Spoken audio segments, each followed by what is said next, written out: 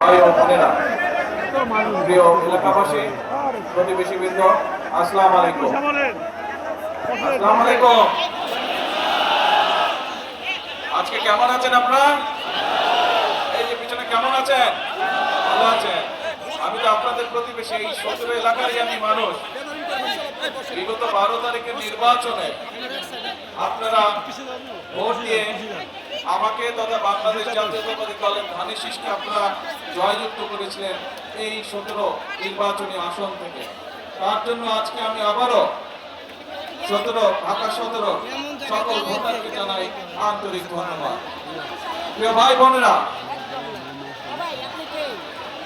এই মাঠে নির্বাচনের সময় যখন আমি এসেছিলাম তখন এই মাঠের একরকম অবস্থা ছিল, আর আজকে ৬ মাস পরে যখন আবার এসেছি, এর ভিতরে আপনারা বিশেষ করে ফাহিম যে বক্তব্য রেখেছে, সানি যে বক্তব্য রেখেছে, তার থেকে আপনারা অনেকেই শুনেছেন যারা এলাকার বাইরে এবং এই এলাকারও বিভিন্ন জায়গায় যারা বসবাস করে, আপনারা শুনেছেন যে কিভাবে আমরা চেষ্টা করেছি এই এলাকার মানুষের সমস্যার সমাধান করতে।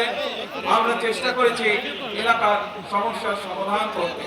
প্রিয় ভাই বোনেরা, একটি শিশু যখন জন্মগ্রহণ করে তখন শিশুটি হাত ধরেও যদি যখন হাঁটতে শিখে তাহলেও প্রায় ১ বছরের প্রায় ১৫ থেকে ১৮ মাস সময় লাগে। আজকে আপনাদের নির্বাচিত বর্তমান সরকারের বয়স হচ্ছে মাত্র ৬ মাস।